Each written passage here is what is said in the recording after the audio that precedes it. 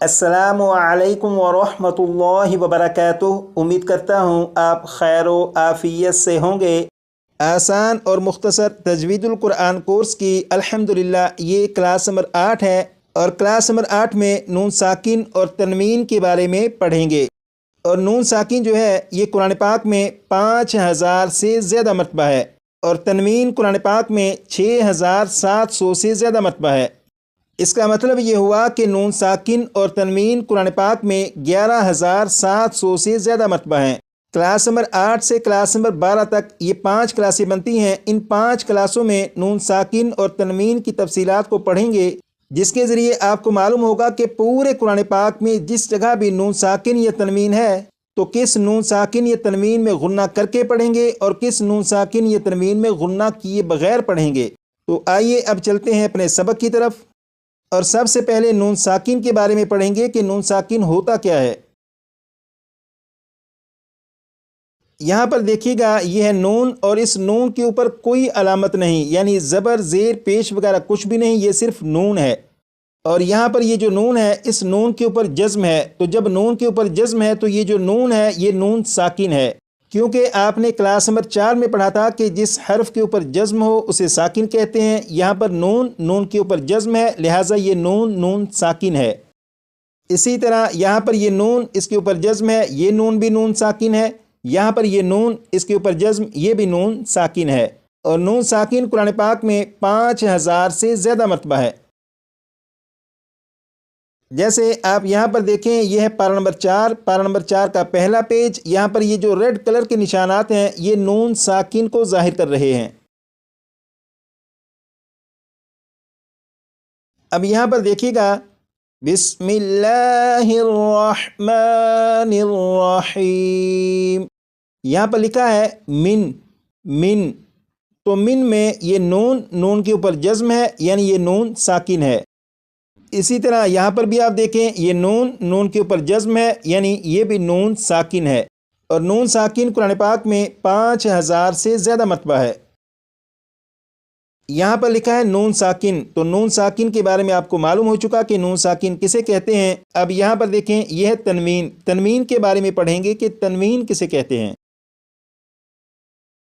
यहाँ पर लिखा है 2 ज़बर 2 ज़ेर 2 पेश को तनवीन कहते हैं। 2 ज़बर 2 ज़ेर 2 पेश को तनवीन कहते हैं। 6 मरतबा पढ़ेगा।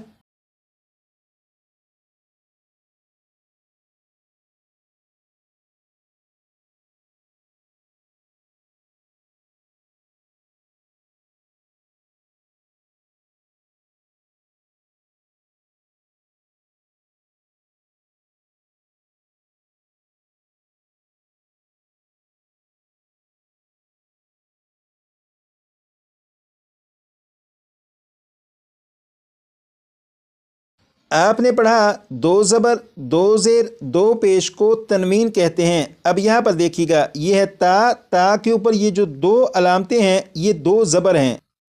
इसी तरह यहाँ पर यहाँ पर ता के नीचे ये जो 2 अलामतें हैं ये 2 ज़ेर हैं। यहाँ पर ये गोलता, इसके ऊपर ये जो 2 अलामतें हैं ये 2 पेश हैं। तो 2 ज़बर 2 ज़ेर और ये 2 पेश हैं। 2 ज़बर 2 ज़ेर 2 पेश को तनवीन कहते हैं। अब आप इसे देखिएगा और देखकर पढ़िएगा, तनवीन 6 मरतबा।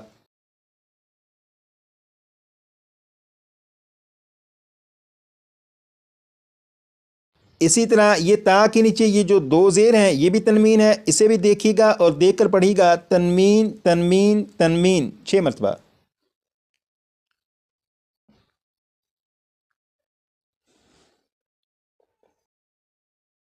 यहाँ पर ये गोलता और इसके ऊपर ये जो 2 अलामतें हैं ये 2 पेश हैं और इसे भी तनवीन कहते हैं। अब आप इसे देखिएगा और देखकर पढ़िएगा, तनवीन 6 मरतबा।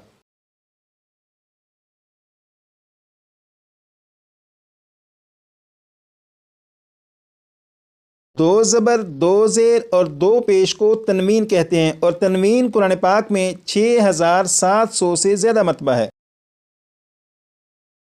जैसे आप देखें, ये पारा नंबर 4 और पारा नंबर 4 का पहला पेज। यहाँ पर ये ब्लू कलर के जो निशानात हैं ये तनवीन को जाहिर कर रहे हैं।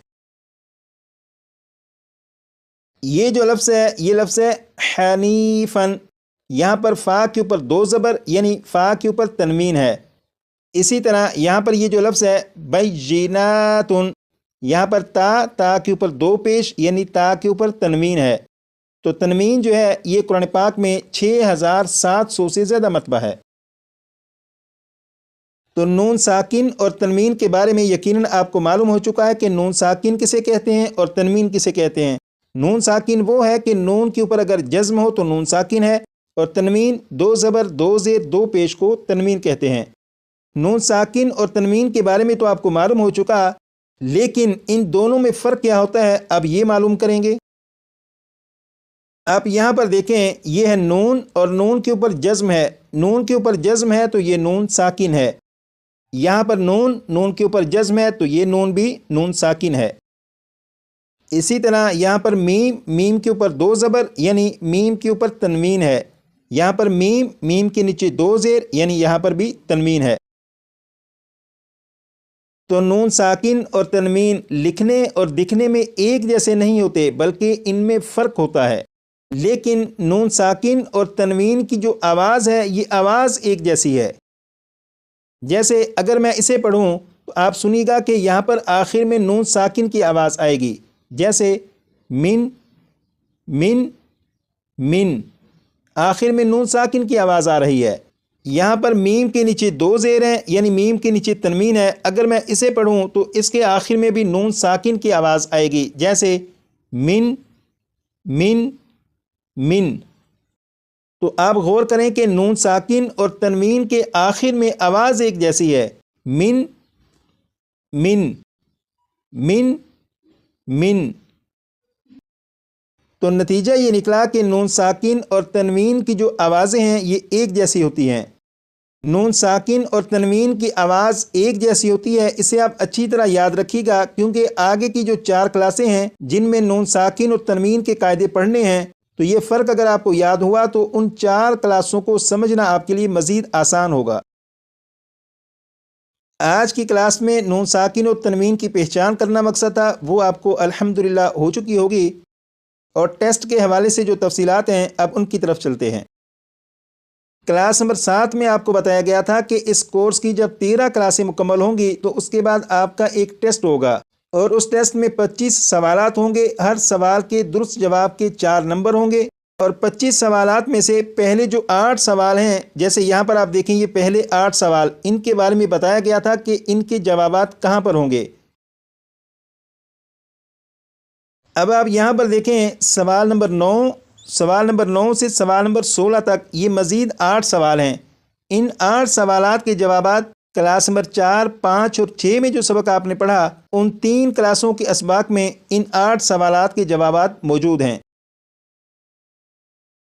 یہ سبق کلاس نمبر 4 میں پڑھا، یہ سبق کلاس نمبر 5 میں، یہ بھی کلاس نمبر 5 میں، یہ والا سبق کلاس نمبر 6 میں پڑھا گیا۔ ان 8 سوالات کے جوابات کو کم از کم 10 مرتبہ پڑھ لیجیے گا، لیکن اگر آپ کو لگتا ہو کہ 10 مرتبہ پڑھنے سے اچھی طرح یاد نہیں ہوئے تو تعداد کو مزید کچھ بڑھا دیجیے گا۔ آج کے لیے اتنا ہی، مزید پڑھیں گے کلاس نمبر 9 میں۔